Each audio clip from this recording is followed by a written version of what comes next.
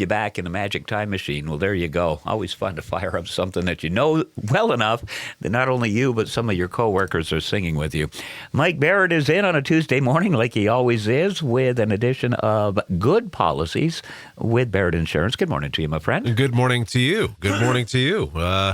Happy spring. I learned about there's two types of geese. I'm so happy, Mark. Mark Breen, I learned from him when I was in elementary school going to the museum, and I'm learning from him today. I love it. Yeah, well, I told him I saw two geese out here this morning, and he said that he saw them shortly before I did. That's where he told you that. Yeah, that was with the 720 weather update, and I'm like, because I've heard some geese too. So, hooting away. Yeah, So. not good for the skiing and snow machining, but that's not what we're here to talk about. Mike, I have a dream. Oh, God. I do. I have a dream. Okay, over here in my wallet with no cash in it. I'm hoping to change thick that. for a cashless wallet. Well, I got a lot of business cards in there. Okay. But you see right here, I've got these lottery tickets.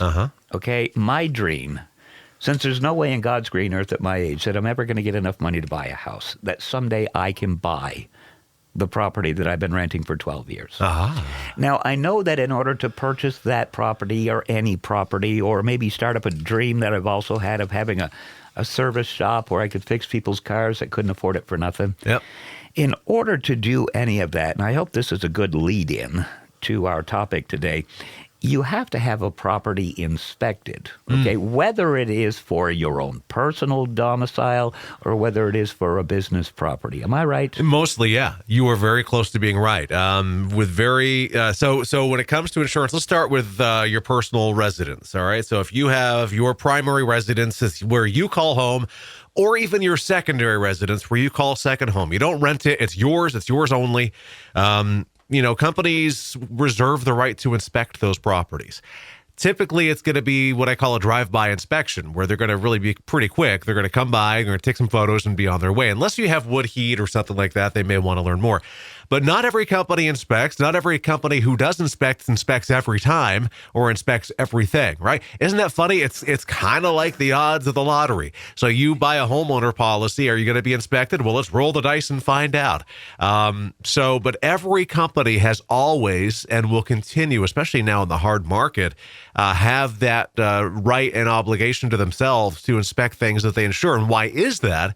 Well, they're insuring it. They've got their checkbook open saying, look, this $200,000, $300,000, $1 million property is going to be ours to recover if a loss occurs. So we kind of want to have our eyes on it and make sure it fits what we're looking for. All right. So then the next question is, does the age of a property, an existing edifice, does that play into factor? Because you said they may or may not, do a more extensive. Yeah, there are different triggers that can cause an interior inspection with some companies, so maybe the age of construction, certainly like what you were saying, or maybe, different types of heat that may be inside the home, value of the property. If it's beyond a certain value, I think of one company that once it's over $750,000, they kind of want to see the inside because that's a lot of money.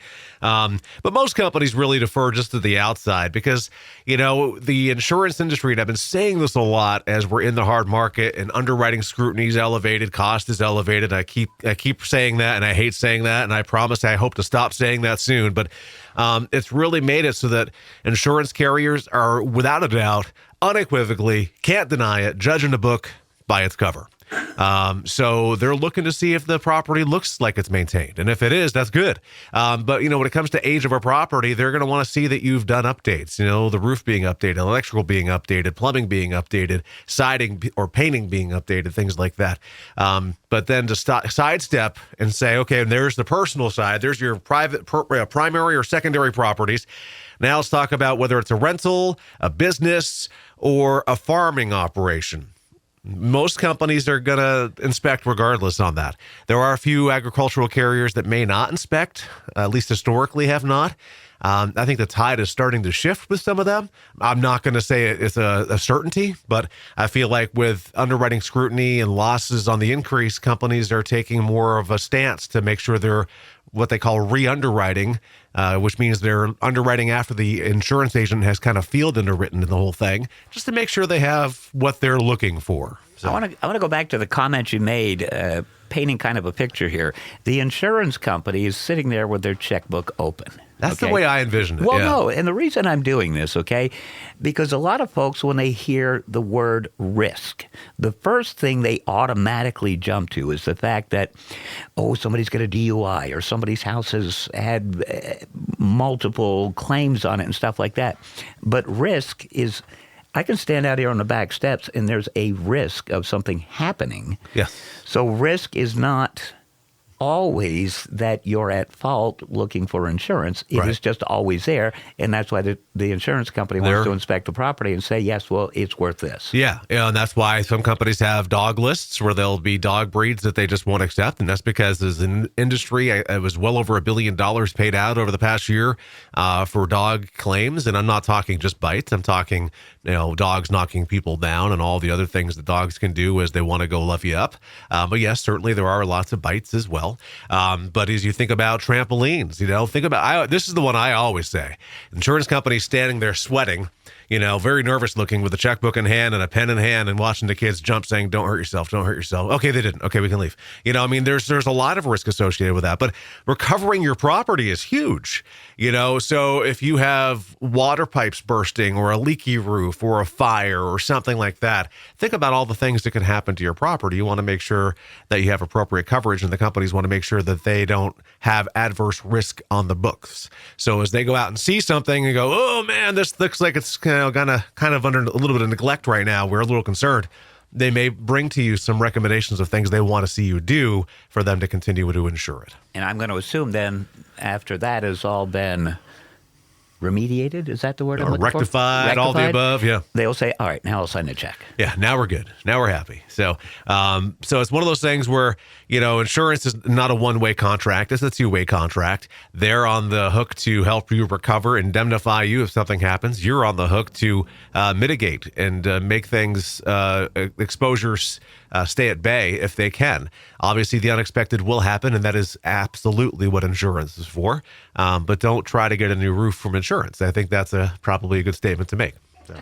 Well, we have found in the many years that you've been coming in that insurance coverage, whether it's personal, whether it's for a business or what have you, it is not cookie cutter. So the most important thing is to talk with someone. Yeah, and you can give us a call, 748-5224. Find us on Portland Street in St. Johnsbury, online, thebarrettagency.com, Google, Facebook, YouTube, and Instagram. Just look for Barrett Insurance Agency. And Jeff, I heard you say it earlier, town meeting day in Vermont. So whether you have a town meeting or an Australian ballot, make your voice be heard. Get out and vote. We should all be doing that. That's right. There's a lot of important things on the tables. Yes. Barrett Insurance with good policies. Magic in the Morning at 8:35 on Tuesdays. Music now from Headley.